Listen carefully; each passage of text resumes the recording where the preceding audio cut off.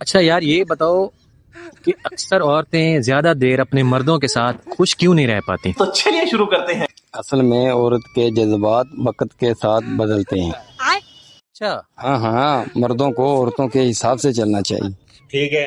अच्छा, वो कैसे? वो ऐसे, जब औरत मर्द को पसंद करती है तो शुरू शुरू में उससे बात करना चाहती है। मर्द को चाहिए वो उससे बात करे। अच्छा। तो औरत उसके बाद मर्द से मंगनी करना चाहती है। ये बड़ी अच्छी बात कही आप। मर्द को चाहिए उससे मंगनी करे। और इसके बाद उसकी बीवी बनना चाहती है तो वो उससे शादी करे। अच्छा। और क्या करे? हाँ, इसके बाद वो माँ बनना चाहती है तो एक दो बच्चे पैदा करे।